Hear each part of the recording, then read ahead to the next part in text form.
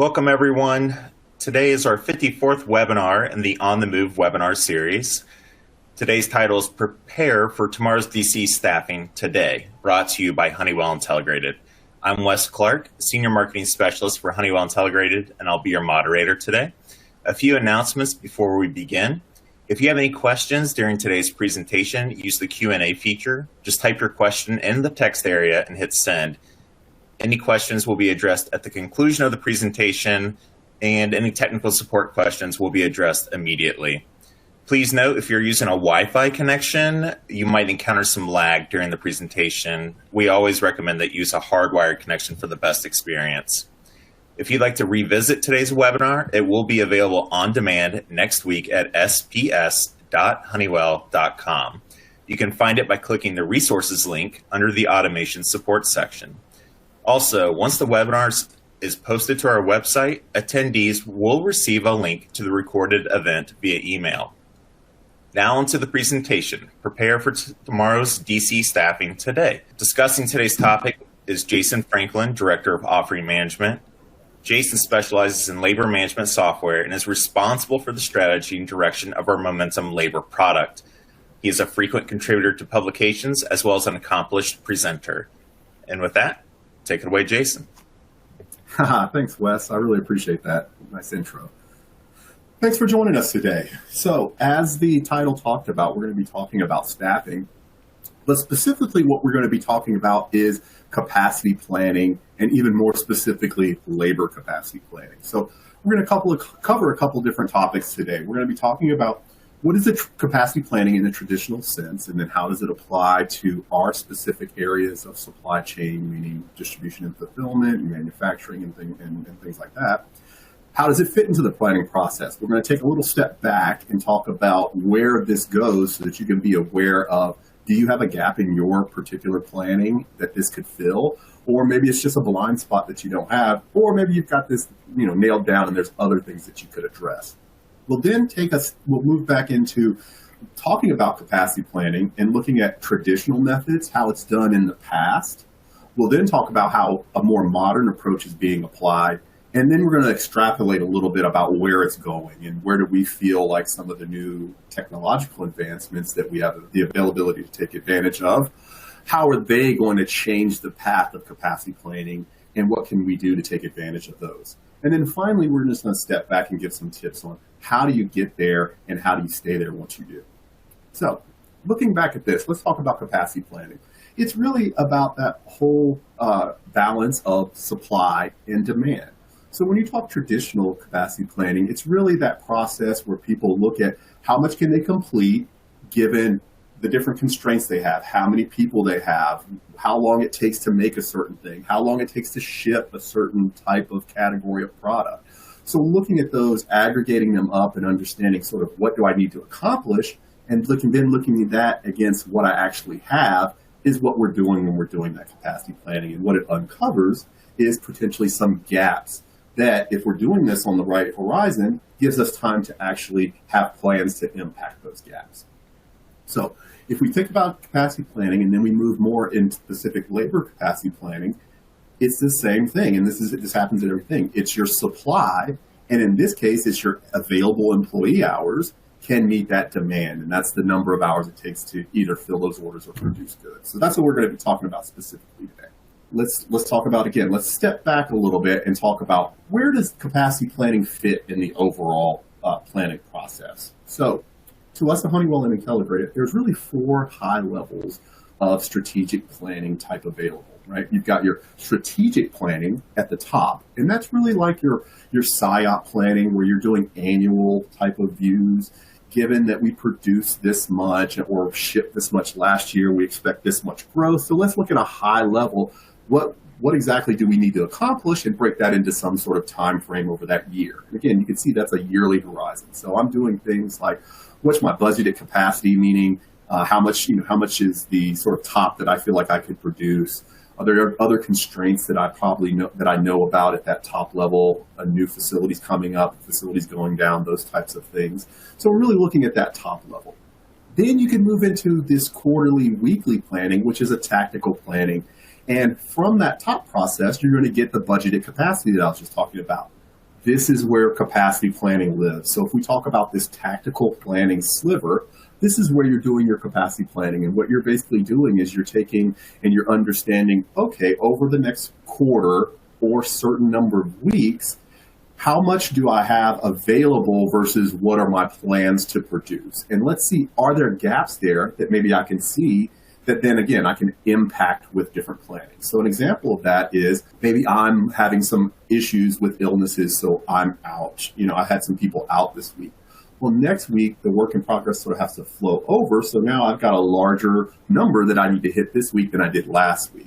So now I can use this tactical planning to not only understand, okay, if I have this many people, this is what I can produce. I can then look at scenarios like, what if I were to use more overtime? What if I use 10% in overtime in these particular areas? Would that allow me to make up the deficit in produced goods or shipped goods? Or will that impact my cost in a way that I want to plan it out over multiple weeks? So really, it's all about understanding what are your constraints, what do you have, and then doing either a cost optimized scenario or some sort of production optimized or distribution optimized scenario. So now I know what my plan is, and I'm able to then interact those plans using the next two levels, that operational planning and the day of operations planning. So from an operational planning, this is really about scheduling. This is about setting specific goals for different areas on a month, 3 weeks, month type basis so that we can understand what are our day-to-day goals that we want to hit and how does that feed back up into our tactical planning and then up to our strategic planning. So this is something like a 3-week plan that says, hey, here are our goals for the day. Here are the goals by area, which you execute at that bottom level of planning, which is that day of operations. So this is where your labor management solution comes in, or your industrial engineers allow you to help work this. So this is making sure that I'm using those daily goals, I'm managing my workforce to make sure that I get the most throughput, the most performance. I'm doing things like maybe, doing a voluntary time off to make sure that I'm able to keep my costs down, because I know since I'm planning during the day, I know that I'm going to be able to hit my numbers earlier in the day, and I know that I could let those people go from that area and still hit my service level agreements. So really, all these things aligning this strategic planning, that tactical capacity planning, that daily operational planning, aligning all those drives huge savings, which we'll talk about in a little, but it could capture really, really large numbers, especially because of the number of workforce resources you may have doing these distribution and manufacturing operations. Now, from a capacity planning standpoint, how is this done what we'll call the traditional way? And in the traditional way, really, it's not really product-based. It's using something like an Excel or Google Sheets in order to do some simple calculations to give an understanding. So we're taking forecast inputs. Maybe we're pulling them through an ODBC connection from another system, or maybe we're just entering them in manually. We're looking at our total resources in the schedule. So at a high level, we're just looking at sort of how much do I have, how much supply do I have, and how much demand do I have, but not necessarily taking in what I'll call the right factors, which we'll talk about in just a little bit. But there's some pros to this. Number one, it's cheap. It's potentially a tool you already have. It's a skill set that's not difficult to grow into, and there's easy access to this, and generally it's easy to explain. The challenges with this process is you're at the mercy of your manager and that particular site leader's skills in understanding the different concepts and varying on scenarios, and it's not necessarily very standardized, so it's difficult to say that this plan is apples to apples to another site's plan because there's no real guidance on how to do it. And also, it's labor and time intensive because you have to have in some sort of checks to make sure that the numbers are correct because decisions are being made on them. And also, are we making sure that the integrations to these tools might be sometimes difficult because they're generally one-off type integrations. Let's talk about using an example, a really simple example, I'll admit. But hopefully we can talk about this example to get us all on the same page about how planning is and how it can be misleading. So let's say that I make bespoke sporting goods, okay?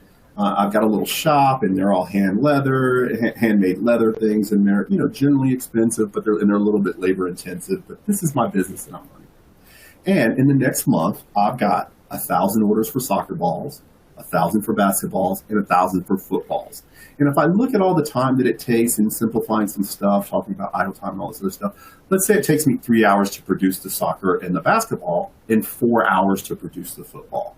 So you can see here, it's pretty simple math to say, okay, if I need 3,000 hours to make my soccer, 3,000 for basketball, and 4,000 for football, my total demand is 10,000 hours. So that's how much I actually need to create. Now, if I take a look at my workforce, I can see that, hey, I've got 50 resources that work here. They're here for 8 hours a day.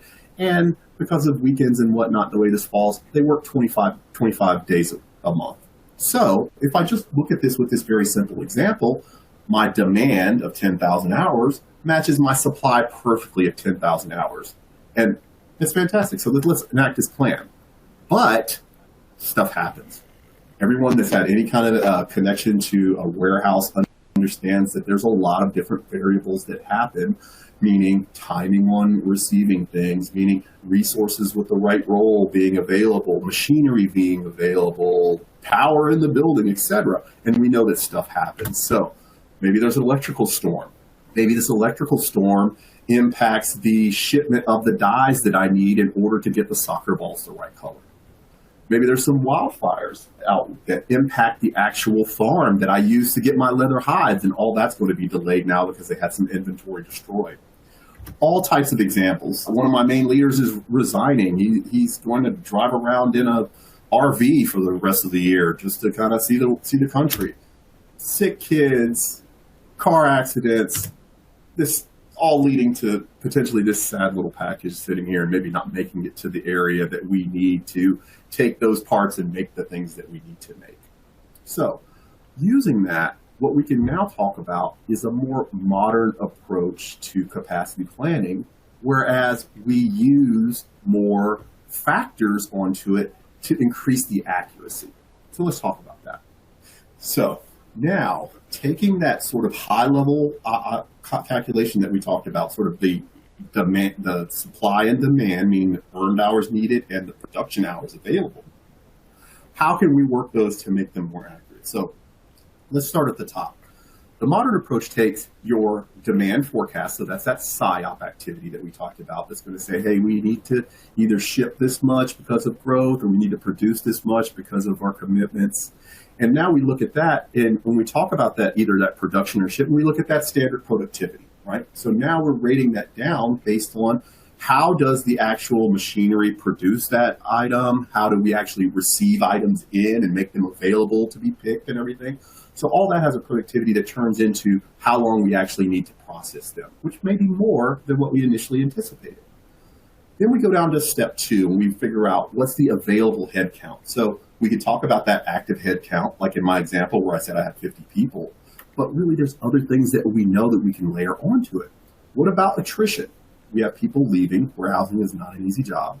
What about attendance? We have people like that sick child and whatnot where people can't make it. So using those at the right level, because there's also a data fidelity that I'm not talking about, taking this from a top level, my whole facility, down into this one area, my casing production shift or whatever, allows you to be more accurate. So each one of these can be at the top level, but you get more accurate if you move down into the either manufacturing or the distribution center and look at the work areas of these specific values.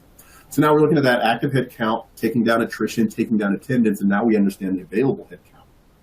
Using that available head count, we can look at when do people work, being their schedule, and there's different sort of on standard percentages against that shift schedule that we would look at, as well as some sort of labor efficiency, which looks at that on standard percentage as well as their performance, and now we understand what their production hours are available. Taking those production hours available in step 4, we now can start looking at that, and then the red things are the things that you can do during the day to manage that. So I have a certain amount of production hours available. I can do things like schedule management, like making sure that I have the right labor in the right place at the right time. I can do things like I mentioned earlier, voluntary time off, because I'm planning better and I can see that now I'm still going to be able to, given the current performance and who I have, I can let 2 people go and I'm still going to hit that number. Hey, does anyone want to leave? I've just saved 8 hours because of those 2 people leaving. Headcount management. headcount management is all about making sure that you're applying, because of the lead times, you're applying solutions to headcount, either deficits or needed changes in the right time frame. If I find out tomorrow I'm 10 people short for next week, there's nothing I can do to impact that. But if I find out about it, if I know about it 6 weeks in advance, I can start the hiring process. I can get them trained so they actually have the right productivity and skill set to impact that deficit. And that's really what we're trying to do, is give that visibility. So from a headcount management, I then move into that labor efficiency management. And that's all about coaching individuals, making sure they're using the right processes, giving a production type culture, making sure they understand their role, all the things that you do as a site leader or an operation leader to make sure that we have the highest productivity we can in that area. Now that leads into those final production hours available. Now, if you take those earned hours and divide it by the final production hours, we understand what's our hours and headcount optimization for the whole quarter. So now we have the visibility and information we need to run our operations day to day with the goals that we've set in mind. And those goals, if you recall, go all the way up to the SIOP planning. So we're aligned in a much better way. Now let's step back and take a look at that example that we did. Okay, I'm back again and I've got my bespoke sporting goods operation and I have 10,000 hours. But now I look at it and when I look at my resources, and if I look at how they actually perform, they're really at 75, 80% performance. So I don't actually have 46 resources. If I look at how they use their time, meaning they're on standard percentage, when are they doing direct labor, and their performance, the combination which we call efficiency, if I look at that, that actually rates down my resources to really effectively, I have 46 of them. And then when I think about lunches, meetings, equipment changeovers, things like that, they actually only use 6 hours of that day. And then when I look at absences, delays, materials not available, I actually only have 23 days available in the month.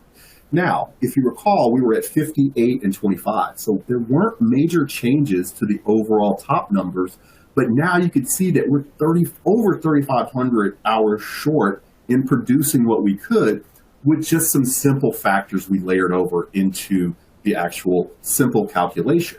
This gives us a much more realistic expectation, and now we understand what's the deficit the gap that we have to address in order to get my orders out and claim the revenue that I'm looking to claim.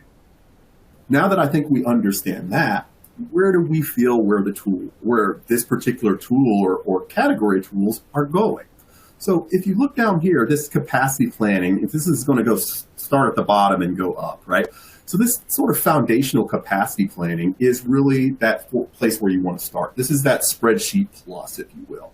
And it's really about standardizing that horizon view for the either manufacturing or distribution or both, making sure that we have template-based scenarios so that now people that maybe aren't as available or understanding as your top site leaders now have some sort of guardrails in order to make sure that they're working within the confines that we want them to in order to iterate on these different plans. And then it obviously optimizes the solution either from really you want to start with optimizing either cost, overtime usage, or resources available. Those types of things are what we want to do. So really single variable optimizations.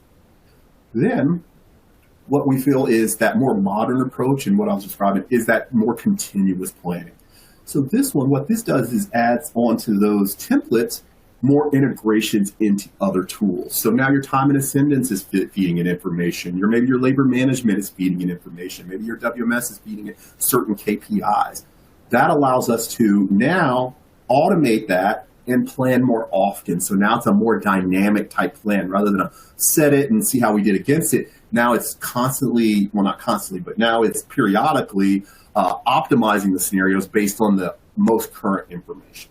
And really where it's going is utilizing all this historical information that you collect and building up this process. Because one of the things I failed to mention but is a key is along your journey of this, you've got to start storing that information because that information becomes very valuable when you move up to this top automated planning.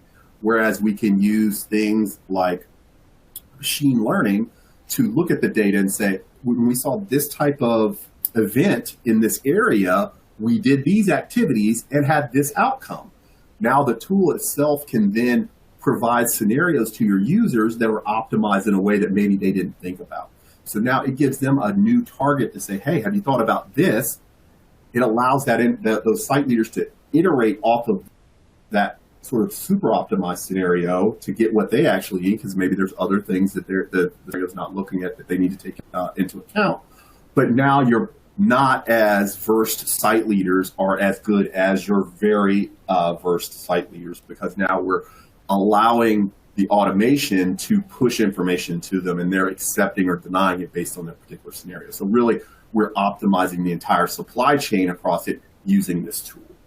And I mentioned earlier, there's big benefit in gathering this together. So by aligning, if we talked about that first slide that we had with the 4 different levels, by aligning all that strategy, that planning, and delivery and execution together, you could save up to 20% of your cost. Now, all that depends on where you're starting at. Did you have some sort of visibility to it? Were you managing into it? Again, if you already are doing some sort of process, it's an incremental, so maybe it's not the full 20% you can get, and maybe it's a portion of that, but even a portion of that adds up to big savings depending on your workforce size. So if we look at a 100-person workforce and we talk about that 20% savings, you could capture up to $750,000 in year-over-year savings with a tool like this. And then you can see how it scales up to be really, really huge savings across the board.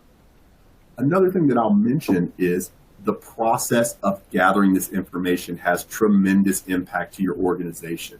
By collecting how much overtime people are using, by collecting the performance of specific areas and looking at them and looking at attrition and all these things, you're going to highlight some outliers, some exceptions that you're going to want to address. And that whole process can lead to savings that aren't represented here, but helps towards your culture, towards, again, your visibility, and also just making better decisions at that strategic level. It feeds into all of that.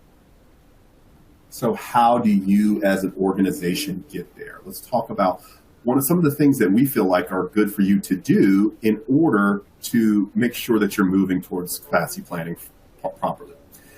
Number one, you've got to identify some sort of stakeholder. Having done many different initiatives over the years, if you don't have a true person that's going to get a management operating system out and follow up on the items that you need, a lot of people, everyone has their own day job, you're not going to ever get there without someone having this as their focus. So you absolutely have to determine a stakeholder and someone who's going to lead this initiative. Another thing to do is evaluate your market offerings. And when I say that, look at where you are, where you'd like to potentially be, and then how do these different tools interact with your current host systems, your current skill set, your current knowledge base, so that you can make sure that you're not biting off more than you can chew, or purchasing something that's going to reach the end of its value very quickly and then have to move to another tool. Along those same lines is making sure that your organization's capabilities are understood, meaning how do I get these information out? Is that information available? Are there other smaller projects that I need to implement first in order to make sure that the information is available and accurate enough that I can layer decisions onto? And the whole key is start slowly with this. If you think about our examples, that initial example where we said, hey, let's just look at how much we have and how much we need, that's a good place to start. And then you can layer on some of your knowns that you already have, like that I pointed out, the sort of top level ones like attrition and attendance and whatnot, to get to a more accurate answer. And you can start anywhere. And even if you're wrong and there's some sort of benefit to storing why you were wrong, what was the delta in between, so you can continue to improve. And one of the things that we've seen is from a capacity planning standpoint, if I said I needed 12 people and I actually needed 10, but I sent the 12 people instead of sending 30, I've already won, right? So it doesn't necessarily have to be 100% accurate already.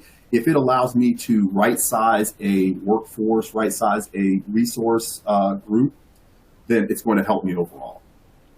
The other thing is, I talked about this, is making sure that you pick the right KPI for measurement. So don't try to do everything at once. Get one right, meaning start slowly, get that right KPI, get that, and then use that to drive benefit that allows you to gather the rest.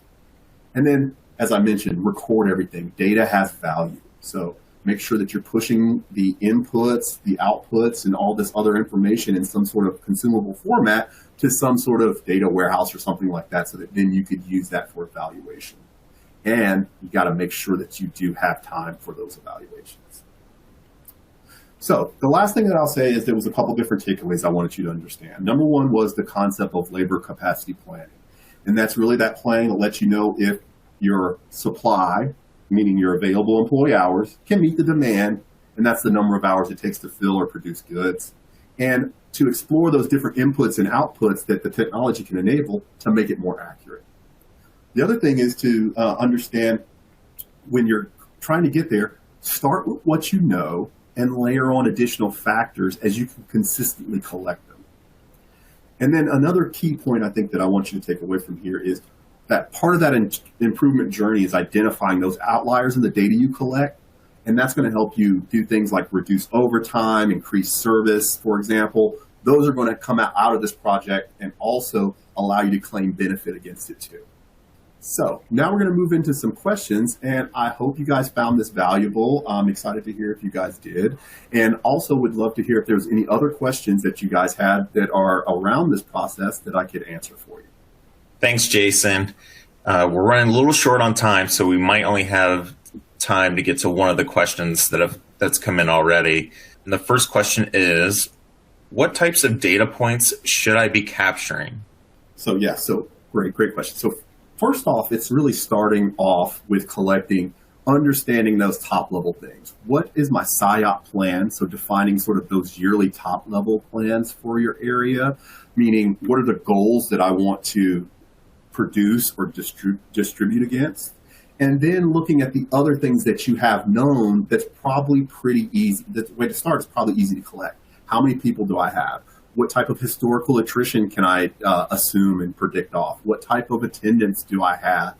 Do I have some sort of performance view? If not, is that something that I can create? So if you think about those charts, it's really like, what are the different factors that can help me increase the accuracy of the view of how many people do I have and what can they produce in that time? And then what do I actually need to either ship or produce my goals that I'm trying to do? So those are the real things that you want to capture. Okay. I think we're going to end there. For any of the questions that we did not get to, we will follow up via email. So you will definitely get a response from us. As a reminder, within the next few days, you can access this presentation on demand at sps.honeywell.com by clicking on the resources link under the automation support section. You will also receive an email with a link to the presentation. There's related content located on the webinar platform that has more information about our LMS offerings, as well as an article from our On the Move publication. And we have a white paper on capacity planning. On behalf of Honeywell Intelligrated, thank you for attending today's On the Move webinar. We hope you can join us for the next webinar in our Delivering the E-Commerce Edge series that takes place next Tuesday. Registration information is available at sps.honeywell.com under the automation section. Thank you and have a great afternoon.